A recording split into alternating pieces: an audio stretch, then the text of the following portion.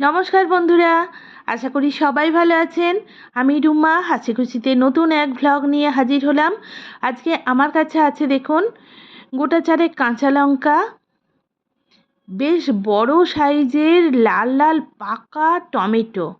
আমি এখানে 5খানা টমেটো নিয়েছি, একটা বড় ক্যাপসিকাম, সবুজ সবুজ ক্যাপসিকাম, আচ্ছা, একটা বড় সাইজের কাঁচা আম। হ্যাঁ, আমাদের এখানে তারকেশ্বরে এখনো কাঁচা আম পাওয়া যায়।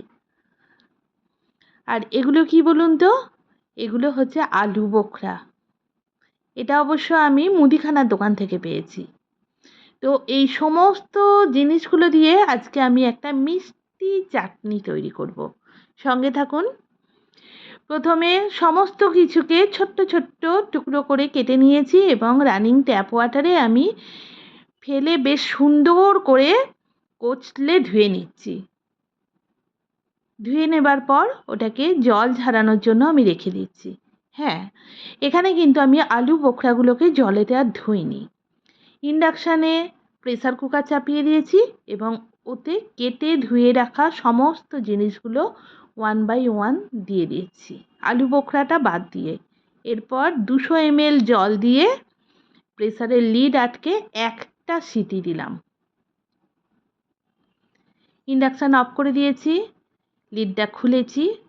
দেখুন কীরকম সেদ্ধ হয়েছে বলুন তো, 60% সেদ্ধ হয়েছে। একটা হাতায় করে আমি একটু নাড়াচাড়া করছি। এই অবস্থায় আলু বোখরাগুলো 1 বাই 1 আমি দিয়ে দেব। চিমনির লাইটটা জ্বেলে নিয়েছি, তাতে করে একটু লাইটটা দেখা যাচ্ছে। হ্যাঁ বন্ধুরা, একটা কথা বলে দিই, আমি এখন রাত্রিবেলাতে করছি এই কাজটা, রাত্রে ডিনার তৈরির ঠিক আগে। এরপর আবার ইন্ডাকশান অন করেছি, করে অল্প একটু লবণ অ্যাড করে দিয়েছি। দেওয়ার পর হাতায় করে নাড়তে আরম্ভ করেছি। 60% সেদ্ধ হয়েছে, এরপর হাতায় করে নাড়তে নাড়তে আরও সেদ্ধ হয়ে যাবে। এই অবস্থায় মিষ্টির জন্য আমি আখের গুড় ইউজ করছি। একটু মিষ্টি চাটনি তৈরি করব, তাই গুড়ের পরিমাণটা একটু বেশি দেব। ছোট কাপের প্রায় 1.5 কাপ। গুড়টা অ্যাড করার পর এখনও কিন্তু আমি কন্টিনিউ হাতায় করে চাটনিটাকে মিক্সড করতে থাকবো। চাটনির ফ্লেভার এবং টেস্ট বাড়ানোর জন্য একটা ভাজা মশলা তৈরি করছি।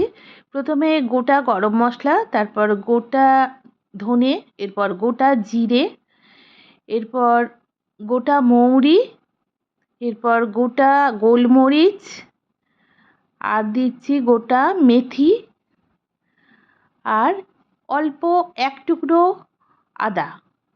সমস্ত জিনিসগুলোকে আমি গ্যাস ওভেনে ড্রাই রোস্ট করব। খুব বেশি ফ্রাই করব না, যেন পুড়ে না যায় সেদিকে লক্ষ্য করব। এবং মিক্সারে হাফ গ্রাইন্ড করে ওই চাটনির সঙ্গে সঙ্গে অ্যাড করে দেব। অ্যাড করে দিয়ে কিন্তু হাতায় করে আবার মিক্স করতে থাকব। ভাজা মশলাটা দেওয়ার পরেই বেশিক্ষণ আর ইন্ডাকশান অন করে রাখবো না। ইন্ডাকশান অফ করে দিলাম এবং স্ট্যান্ডিং টেম্পারেচারে লিডটা চাপা দিয়ে 5 মিনিট রাখলাম। এতে মশলাটা চাটনির সঙ্গে খুব ভালোভাবে মিশে গেল। ফাইনালি লিডটা খুলে দেখছি, দেখুন চাটনিটা কীরকম হলো, দেখাচ্ছি আপনাদের। একদম তৈরি হয়ে গেছে পারফেক্টলি।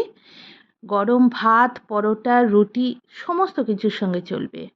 তো বন্ধুরা, আপনারা জানাবেন আপনারা কবে এইরকম চাটনি রান্না করে রাখছেন। অনেকটা হয়েছে, আমি তাই অবশ্যই টিফিন বক্সে করে স্টোর করে রেখে দেব, সবটা আজকে লাগবে না। আর হ্যাঁ, ঠান্ডা হয়ে যাবার পর ফ্রিজে ঢোকাবো। তো বন্ধুরা, আজকে এইটুকুই। যারা আমার চ্যানেলে আজকে প্রথম, অবশ্যই চ্যানেলটাকে সাবস্ক্রাইব করে দেবেন। আর সমস্ত বন্ধুদের বলছি অবশ্যই লাইক, শেয়ার, কমেন্ট করবেন।